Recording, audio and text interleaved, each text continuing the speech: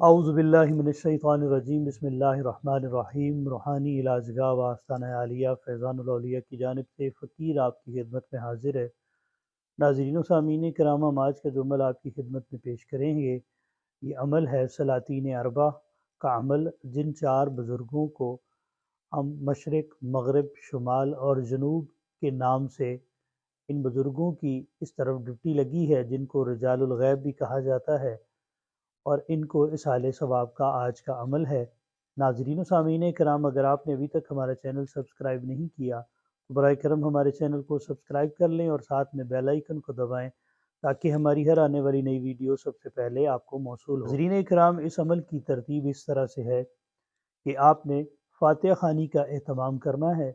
گھر میں کھیر وغیرہ بنائیں یا میٹھے چاول وغیرہ بنا لیں، یا اور جو بھی آپ اہتمام کرنا چاہیں، جتنی چیزیں آپ بنانا چاہیں آپ ان کو بنا کے اپنے سامنے رکھ لیں، اور اس کے بعد آپ قرآنی آیات پڑھنا شروع کر دیں۔ صورتیں پڑھیں، سورہ یاسین شریف پڑھیں، سورہ مزمل شریف پڑھیں، سورہ فاتحہ پڑھیں، کل شریف پڑھیں، یا اور دیگر جتنے بھی اذکار آپ پڑھنا چاہتے ہیں آپ ان اذکار کو پڑھ لیں۔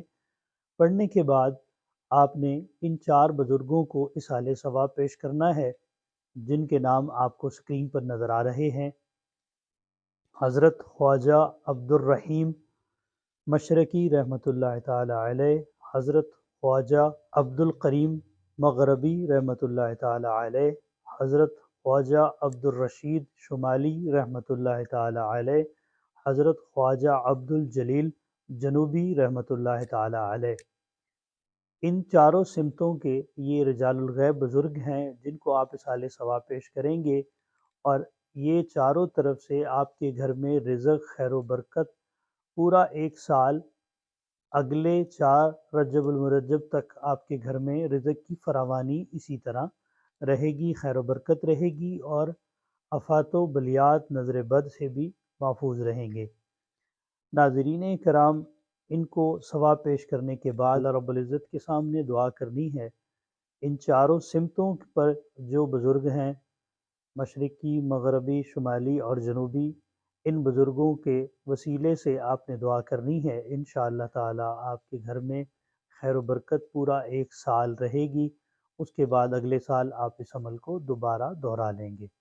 ناظرین کرام، یہ تھا ہمارا آج کا عمل جو ہم نے آپ کی خدمت میں پیش کیا۔ اگر آپ کو عمل پسند آیا ہو تو برائے کرم ہمارے چینل کو سبسکرائب کرنا نہ بھولیں۔ اللہ تعالیٰ آپ کو اور ہمیں حاسدین کے حسد سے، شریروں کے شر سے اور شر نفس سے محفوظ فرمائے۔ اللہ تعالیٰ آپ سب کا حامی و ناصر ہو۔ السلام علیکم ورحمۃ اللہ وبرکاتہ۔